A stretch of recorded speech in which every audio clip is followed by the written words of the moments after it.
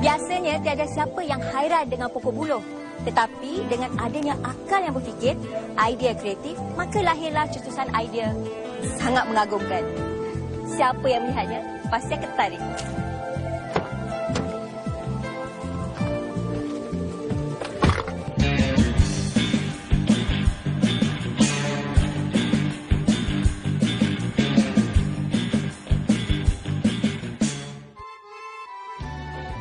Minggu ini Majika Flora akan membawa anda ke beberapa lokasi untuk melihat kehebatan tumbuhan ini dalam kehidupan manusia.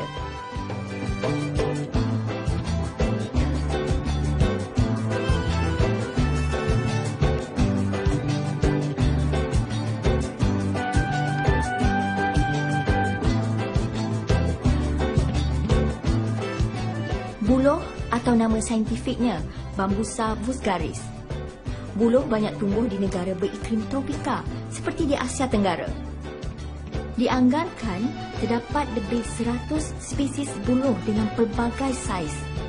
Dari sekecil-kecil pokok buluh dijadikan pokok hiasan rumah dan lanskap taman-taman rekreasi. Kegunaan buluh terbatas mengikut keperluan dan akal berfikir sesuai dengan peredaran zaman. Dahulu, sejarah ada menyebut istana raja-raja dipagari dengan pokok buluh berduri. Buluh-buluh duri ditanam di sekeliling tembok atau kota istana berkenaan. Sebagai contoh, di Kedah ada kota Aur. Penduduk tempatan menyebut buluh sebagai Aur. Di dunia ni terdapat lebih kurang 1,200 hingga ke 1,300 spesies. Dan di Malaysia terdapat lebih kurang dalam 70 spesies. Daripada 70 spesies ni, 13 spesies dikenal pasti mempunyai nilai komersial. Dahulu bagi rakyat Marhain, buluh dijadikan lantai ruangan pelantar rumah, iaitu tempat bergincah atau mencuci pinggan mangkuk. Ini kerana buluh tidak mudah reput dan tahan lembab. Ketika itu, masyarakat di Asia Tenggara bijak merealisasikan buluh. Mereka mencipta pelbagai keperluan hidup dari bahan buluh. Keperluan rumah seperti sudip, cawan, senduk, bakul dan sebagainya. Ini dapat dilihat bagi masyarakat pertanian. Mereka mencipta alat menangkap ikan seperti bubu, lukah dan sepilah. Mereka juga menganyam buluh yang diraut menjadi raga ikan dan bakul keperluan seperti tempat menyimpan barang makanan dan buah-buahan. Malah dari buluh juga telah dicipta hamparan tikar buluh. Boleh dikatakan buluh ni adalah sebahagian daripada budaya masyarakat kita dan masyarakat di Asia Tenggara. Banyak penduduk di kawasan ini bergantung hidup pada penggunaan buluh. Walaupun batang buluh ini keras, tetapi sebenarnya pokok buluh adalah tumbuhan yang mesra alam. Boleh dipelbagai dengan akal dan tangan manusia.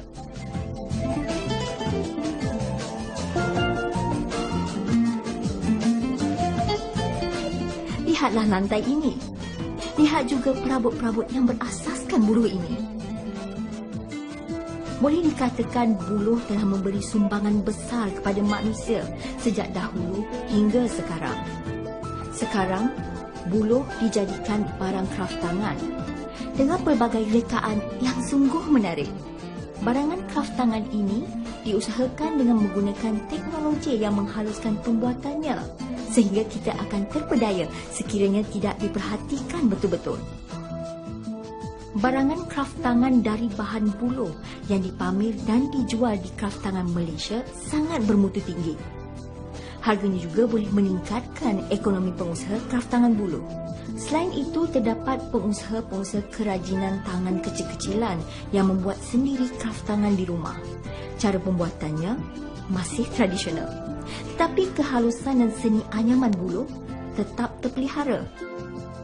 Kraftangan buluh dol Pengusaha ini boleh diberi kepujian kerana membuatnya sendiri, kemudian memasarkannya sendiri di gerai tepi jalan.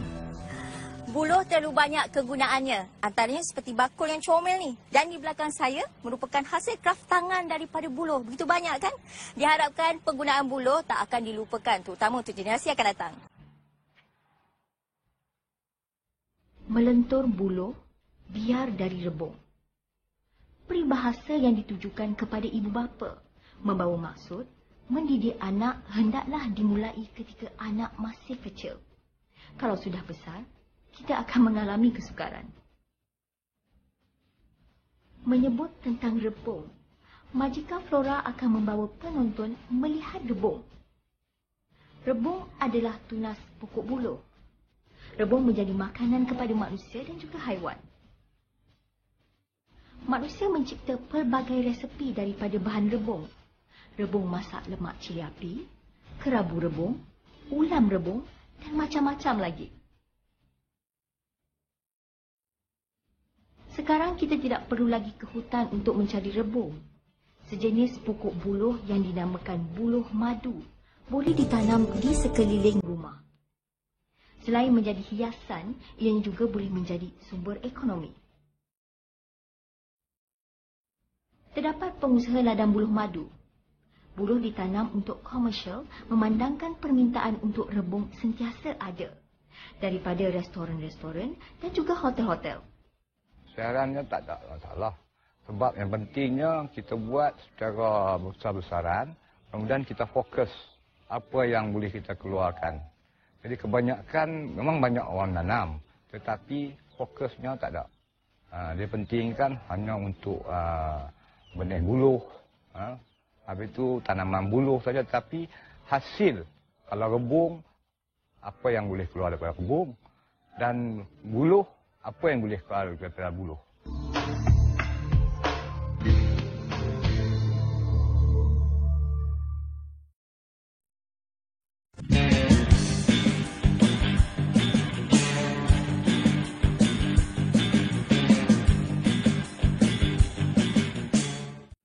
Majika Flora ke negeri Pahang untuk melihat ladang buluh tunas budi sendirian berhad.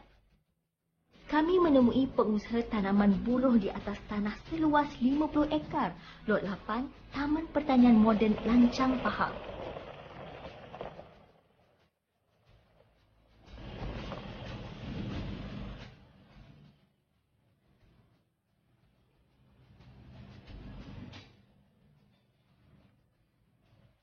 Benih buluh didatangkan dari negeri China yang dinamakan buluh aura. Menurut pengusahanya Encik Adnan Osman, ladang ini mengeluarkan produk rebung sebanyak 12 tan seminggu. Kesedarannya dia tak berbeza sangat dengan negara China, kerana dia mempunyai hujan yang mencukupi dan juga cuaca pun lebih kurang di Indonesia ni. Rebung buluh aura dibekalkan kepada restoran-restoran di Kuala Lumpur, Mentakap dan juga Temerloh. Selain itu, rebung dari ladang ini juga dijadikan produk acar rebung dan sambal rebung oleh Encik Muhammad bin Majid. Produk berjenama Sweetland ini sangat laris di pasaran. Produk ini di bawah bengkel Asas Tani di Pusat Pertanian Lancang, Pahang. Inilah dia salah satu keajaiban buluh. Dia boleh dimakan juga. Ini yang kita panggil rebung. Tak ini kalau masak. Akak, kalau dibelah macam mana cara belah dia? Tu macam tu je.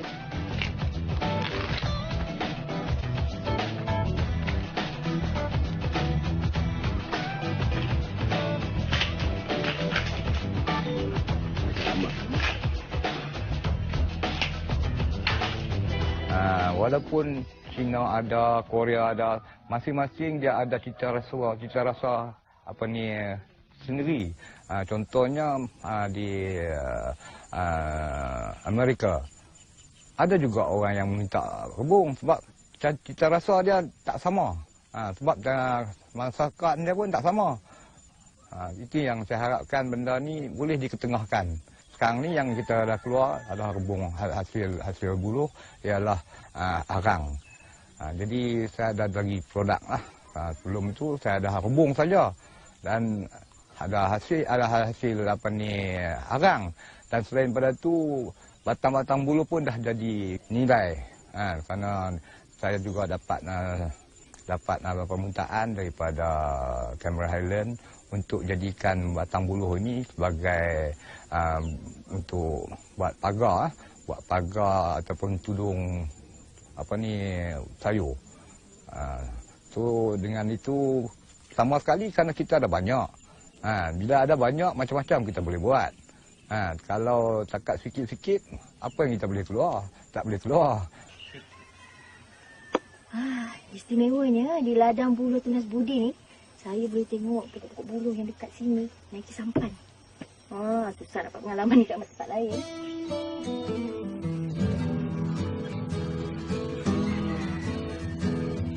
Tiba pun makan tengah hari. Ini dia rebung yang dah dimasak, masak lemak.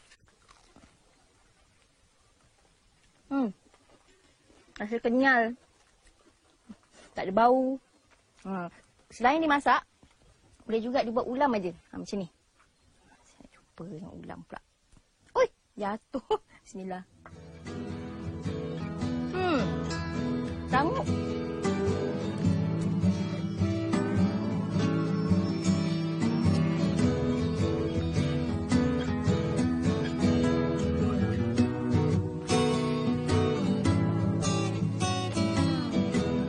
Buluh ini kita tujuan untuk diikat, untuk dihantar ke Relau untuk dijadikan arang di tempat kawasan membakar. Relau.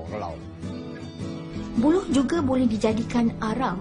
Proses membuat arang dari buluh dilakukan di dalam tempat pembakaran yang dinamakan relau. Pembakaran ini mengambil masa antara 2 hingga 4 jam. Buluh-buluh yang menjadi arang akan bertukar warna menjadi hitam.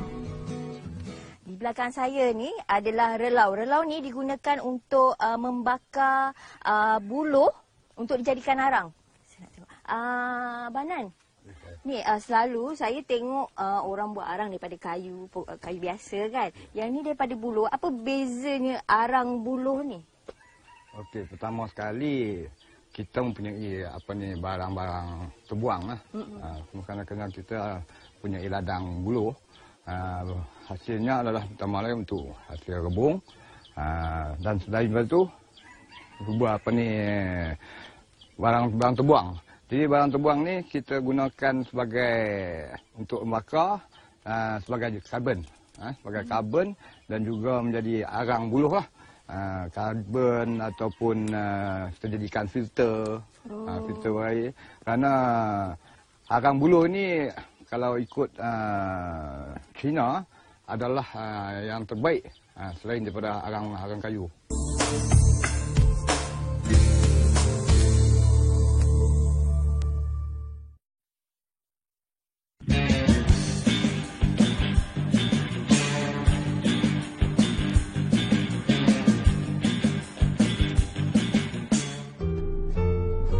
Majika Flora akan membawa penonton melihat rumah yang dicipta daripada buluh. Letaknya di pinggir Kuala Lumpur dan suasananya sungguh nyaman melatarkan pokok-pokok hutan.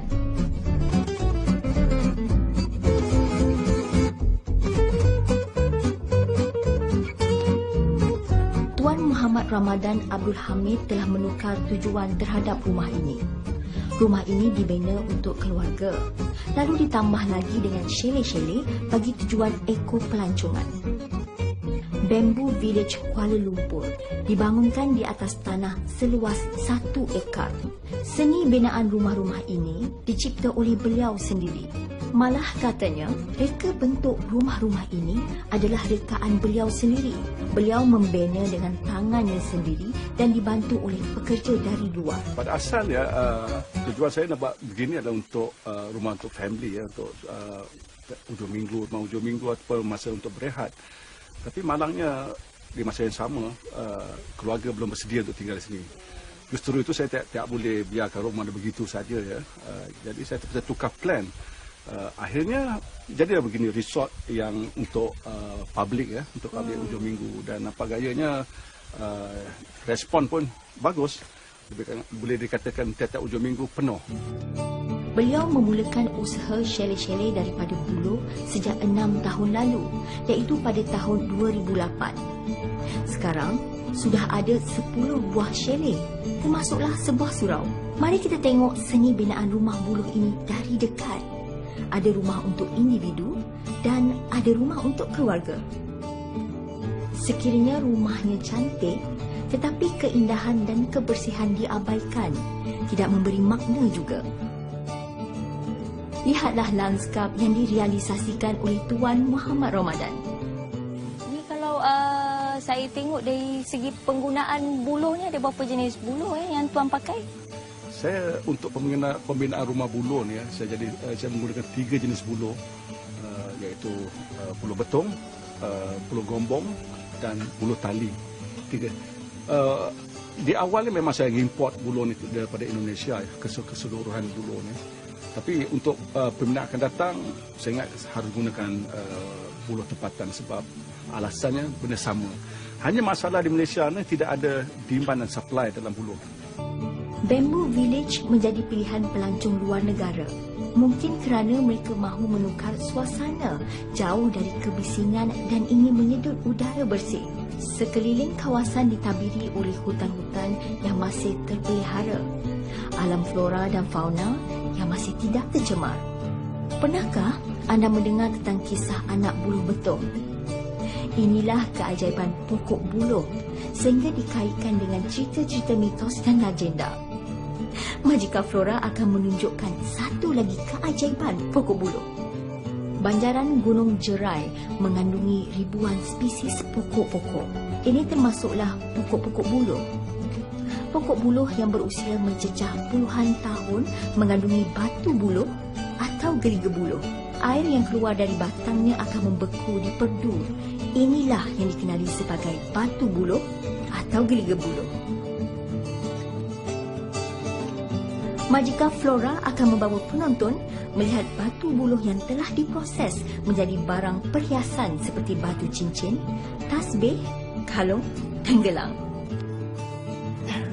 Bersama saya, Puan Aniza Saaduddin, pengurus Puncak Permata Rezeki yang menjual dan juga memproses pelbagai jenis batu permata, termasuklah batu buluh. Assalamualaikum, Puan. Waalaikumsalam. Saya nak tanya ni, batu buluh ni diambil daripada jenis buluh yang macam mana? Sejenis pokok buluh kasar ataupun dipanggil pokok buluh minyak. Selalunya pokok buluh kasar ni dia berada di dalam hutan yang jauh. Jadi macam mana nak tahu usia buluh tu yang ada kandungan batu tu, Puan? Dia bukan terletak pada usia pokok buluh tu. Dia terletak pada komposisi kimia tanah kawasan tu. Dan dia juga melibatkan kawasan-kawasan yang berunsurkan line geografi. Kita dapat ni adalah kawasan Titiwangsa, Banjaran Titiwangsa. Jadi kalau bukan dari segi kondisi tanah tu, dia daripada buluh dia macam dia punya lelehan getah tu, ada mustahil ke? Ya, sebenarnya dia dua, ya. Kawasan tanah tu dan pokok buluh sendiri. Kalau tak ada pokok buluh pun tak jadi juga. Sebab apa? Dia berlaku, yang pertama mesti lelehan lah, ataupun gula buluh, ataupun dia punya macam nira tu. Dia akan berkumpul di dalam macam lemang tu, dalam batang buluh tu. Tadi pun proses bila dia ada tekanan dan kemampatan, dan dia akan berlakulah proses pembekuan. Selalunya kalau dalam pokok buluh dia mengambil masa selama 10 tahun sekurang-kurangnya. Yang dalam tanah pula mengambil masa selama sekurang-kurangnya 30 tahun. Pokok buluh juga sangat sinonim dengan masyarakat Cina. Begitu juga masyarakat Korea dan Jepun. Apabila tiba musim perayaan Tahun Baru Cina, hidangan yang tidak boleh dilupakan ialah ketupat yang dibuat dari daun buluh. Daun buluh ini diimport dari negeri Cina dalam bentuk yang sudah dikeringkan. Daun-daun yang kering akan direndam di dalam air sebelum diguna. Di Malaysia juga, Terdapat pokok buluh jenis berdaun lebar dan besar. Tetapi belum ada usaha untuk dikomersialkan. Ini kerana ketupat hanya dimakan pada hari-hari perayaan sahaja. Sebelum ada joran, masyarakat Melayu Nusantara menggunakan batang buluh sebagai joran untuk memancing. Batang buluh yang berwas-was itu tidak mudah patah. Buluh tidak dapat dipisahkan dengan kehidupan penduduk di alam Melayu. Walaupun arus kemodenan telah membawa cara hidup jauh ke depan, namun penggunaan buluh telah diubah suai mengikut peredaran masa. Sememangnya masyarakat kita pintar memanfaatkan buluh untuk kegunaan harian sejak turun-temurun. Harapan saya supaya buluh boleh terus dijaga kerana banyak kegunaannya. Okey, saya suka peralatan dari buluh ini kerana ia menarik dan ada seni yang tersendiri. Buluh digunakan di kawasan kampung, di kawasan pedalaman, tapi di kawasan bandar sudah berkurangan. Diorang hanya menggunakan sebagai perhiasan rumah seperti kraftangan je. Sumbangan buluh kepada kehidupan manusia tiada ternilainya sejak sekian lama. Semoga pokok ini akan terus dijaga supaya ianya terus memberi manfaat kepada kita semua.